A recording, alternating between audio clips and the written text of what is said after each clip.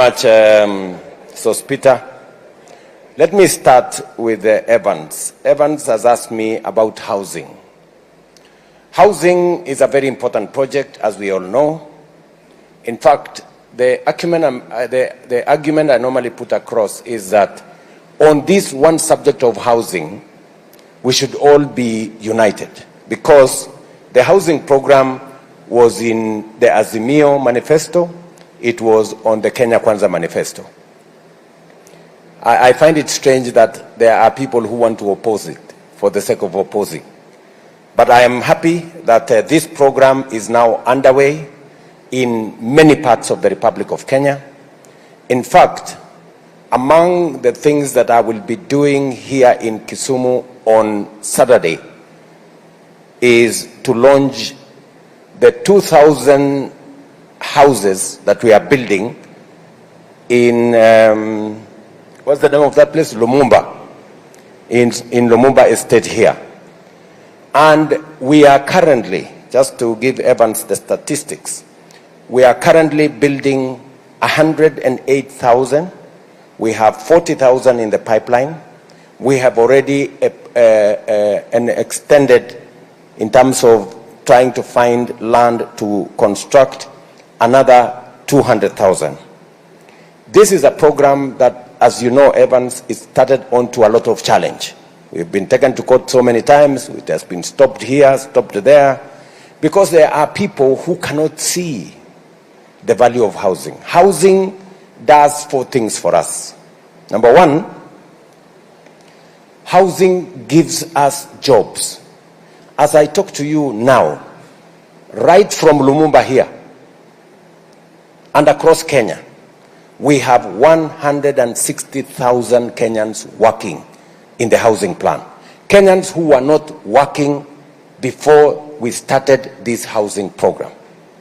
So it is a place where we will create jobs. And those jobs will keep increasing as we go step by step. For the next 20 years, we will be creating jobs from this housing plan. Number 2, it gives us an opportunity to dignify Kenyans with dwellings that are decent. Today, we have 7 million Kenyans who live in slums in our towns, in very undignified, with no toilets, no running water, no electricity, no roads, people living in squalor. And let me tell you, and as I tell the rest of Kenya, the National Housing Corporation, the housing law in Kenya was passed the same time it was passed in Singapore. Today, in Singapore, 95% of Singaporeans own a home. The opposite is that in Kenya, we have 7 million people living in slums, because we didn't want to do the right thing about it. We are now starting to do the right thing. And you know, this is what Singapore did for them to change the fortunes of their country. Number 3, it helps us to reduce land fragmentation. I overflew yesterday. I was with the governor of Migori yesterday, and we could see clearly that the amount of settlements in Migori County, in Homa Bay County, unless we do something about it, we will shortly have no land to do our agriculture, because the amount of land fragmentation that is going on is alarming. And therefore, this program is going to slow and possibly reverse the whole subject of land fragmentation in Kenya. So, and of course, it will stimulate our economy. We will not only create jobs, we will expand our manufacturing, those manufacturing doors, those manufacturing windows, those manufacturing hinges, the manufacturing around steel, the manufacturing around timber, and the whole space of cement, traders, transporters. Many people will be in that ecosystem. So that is what we are doing in housing, Evans. Number two, you have asked me about another very important subject, manufacturing. It is the reason why in the last finance bill, we had actually said anything that we can manufacture in Kenya, let us not import. You know, we're just destroying our own country. Because if we become a supermarket for other countries, how will we create jobs locally? It is the reason we are investing more money in cotton. You've just said, given a good example of Kikomi. Kikomi collapsed because all of us went to import mitumba, and so there was no place to sell anything that we are producing locally. So that is a space we must work on. It is the reason why we need, as Kenyans, be bold enough to say the things we can produce in Kenya, let us not import.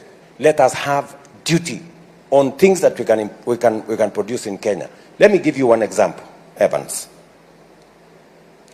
In 2023-2024 finance bill, we put a 17.5% levy on importation of clinker and steel billets.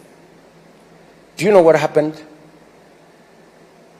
We reduced the importation of clinker by 95%. And 11 companies that had closed down have come back to production. And 16,000 Kenyans got jobs. On just one subject, on steel. 11 companies of steel that had closed down came back because they could now make money producing steel locally. So there is value in us using some of our tax measures to promote our own manufacturing. Because I went to open, let me give you another example. I went to open a cement factory in West Pokot. A good Kenyan had invested 45 billion in a cement manufacturing plant in West Pokot, employing 2,500 Kenyans and another almost 3,000 drivers, conductors, and many other things. Now, that factory is not just hiring Kenyans. We have now reduced, as I told you, importation of cement or clinker by 95%. And do you know what is this clinker we are importing? And do you know how much money we saved? We saved 100 billion shillings of imports of clinker. And let me tell you, clinker is just stones. You know, we have our own stones here, limestone. All you need to do is to go and burn it to 100,000 degrees, and then it becomes clinker. Explain to me, the great people of the great city of Kisumu, why should we go and import stones from other countries and pay 100 billion when we can choma our own stones here and create the clinker that we are looking for? Does it make sense? Sini ujinga? Ama mnaonaje? So really, and you know, these are the kind of decisions we have to make. And you know the good news, I'm very happy. The good news is that the companies who are complaining to us about the duty we had put for importation, in 1 year, they came back and said, you guys, you did the right thing, don't remove that duty. Because they were now investing in manufacturing. So I want to promise you, Evans, as I do, Kenyans, we will continue to make the decisions that will encourage our own local manufacturing, as opposed to us being a supermarket for importation of products from other countries. We export our jobs, we export our foreign exchange, and we export our opportunities, even to create wealth. It is better when we are having companies in Kenya that are creating wealth, because that is Kenyan wealth. Ojijo, my good friend from the university, is asking me about the university funding model. Let me tell you that the university funding model is something that I am very clear about. It is time, you remember, in fact, I was with your Vice Chancellor.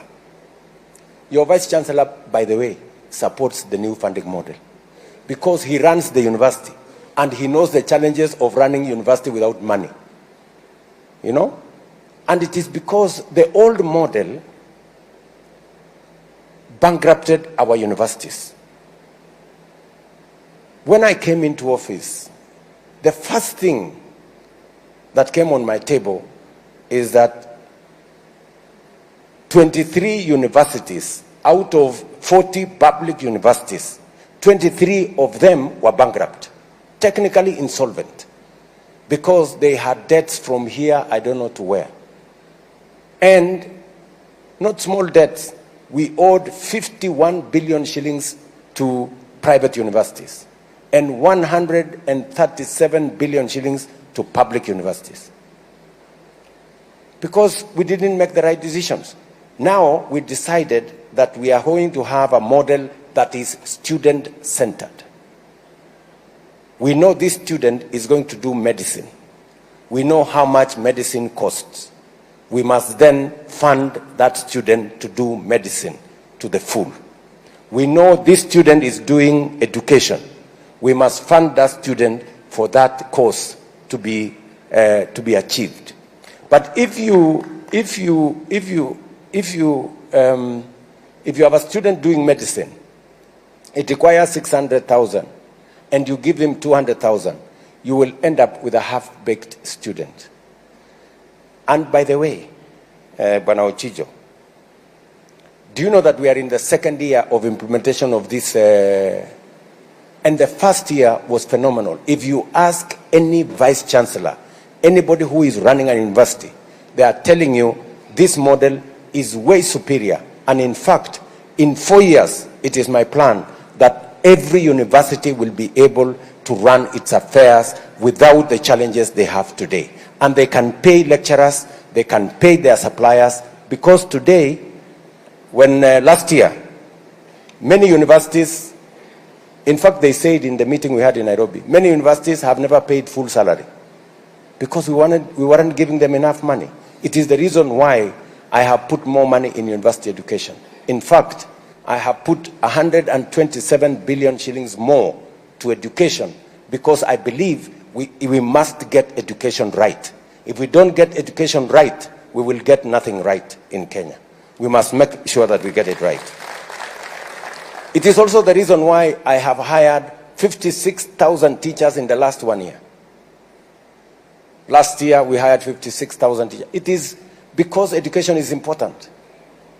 It is also the reason why, end of this year, we will hire another 20,000 teachers.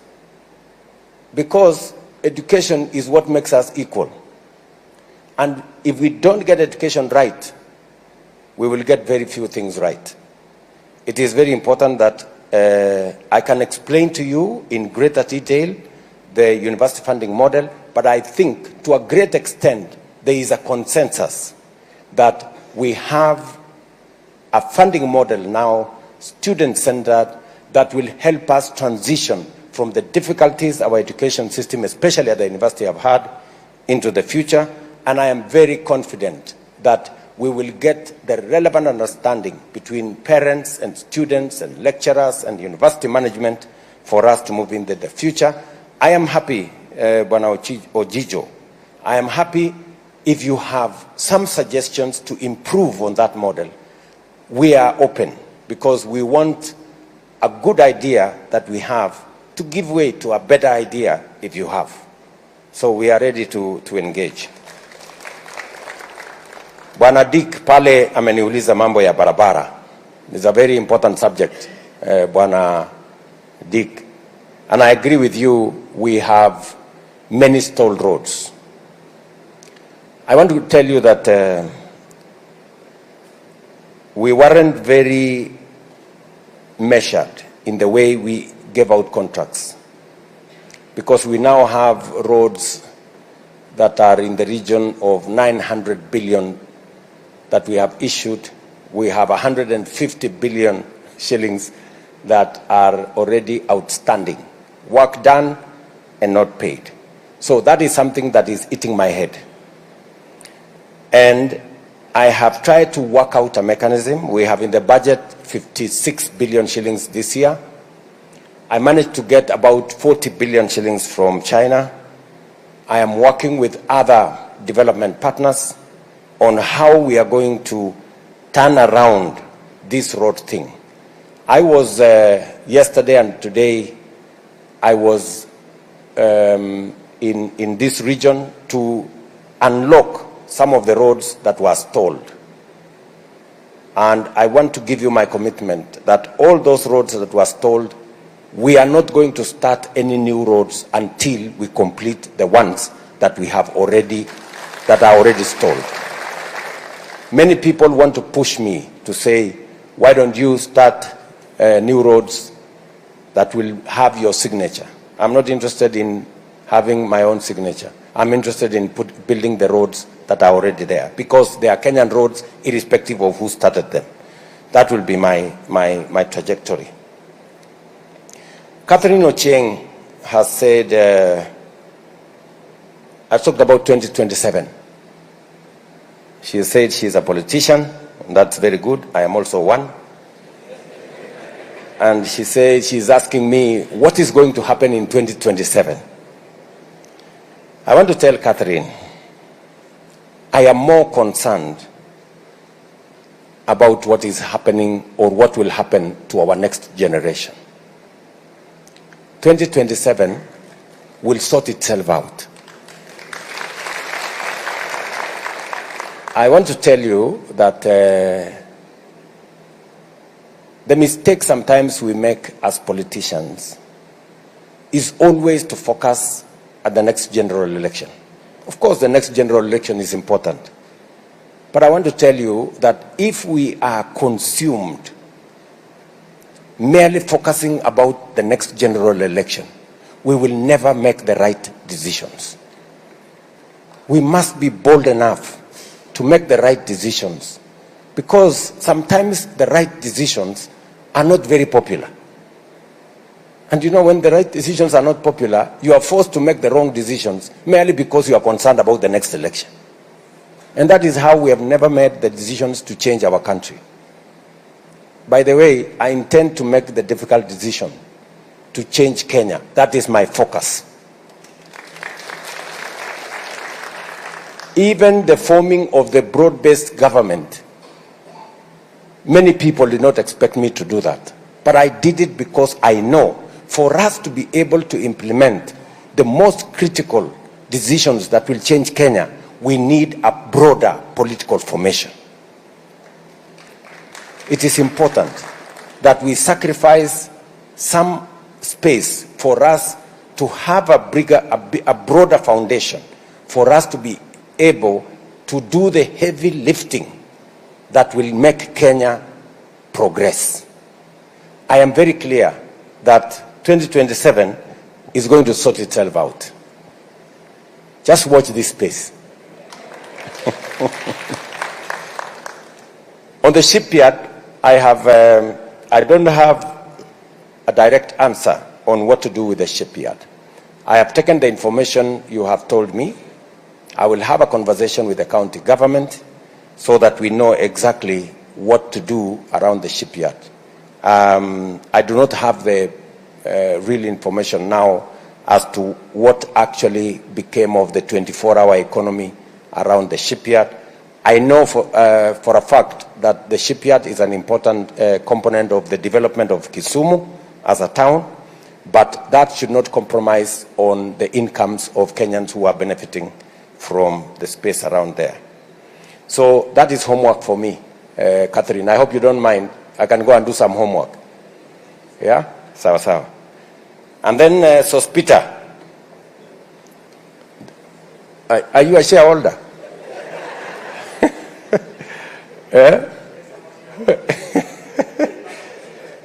Let me tell you, Sospita, that we all agreed, yeah, that we are all shareholders of this country, each and every one of us. Every Kenyan has a right. Every taxpayer has a right.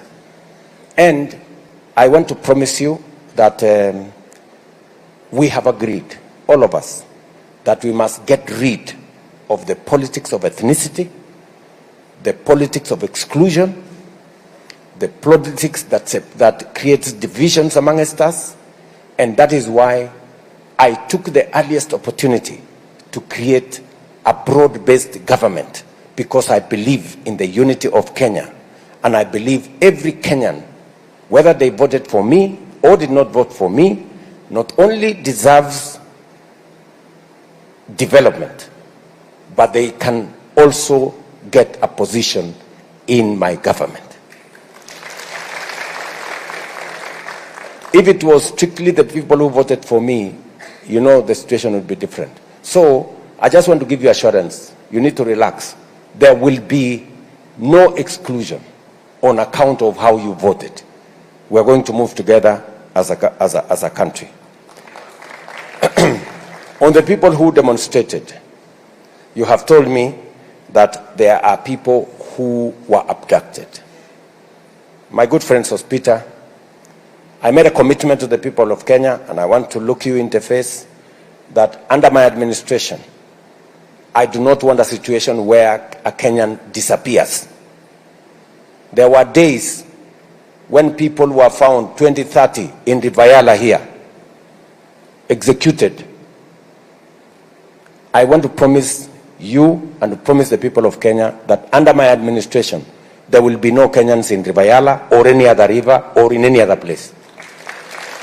If, my good friend Sospita, and I am here, if there is a family, any family, that their child or their friend or their relative went to a demonstration, whether it is last year or this year, and never came back, I want to know the names, because I will take firm and decisive action. Because as I talk to you today, I don't have a single name of somebody who has been abducted or disappeared. And the Minister for Interior, the PS for Interior is here, Raymond. If Sospita, kama uko na jina, mtu alienda maandamano, akapotea, hajulikani mahali yuko, tunataka jina yake, familia yake wakuje, patia huyu mungwana hiyo majina, we will deal with that situation. Because Kenyans have a right and freedom of association, right? Within the parameters of the law.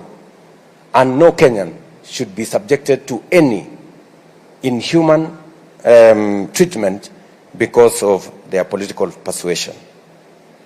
The other subject you have said is, what are we going to do with those who are injured?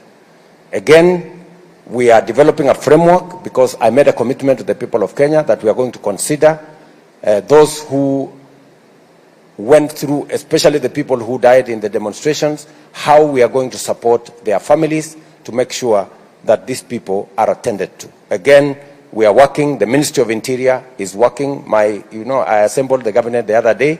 They are working on the numbers, and we will see how we are going to work together on that program. Yeah, I think those are the questions that were asked. I will take another round of questions. I will start now from here.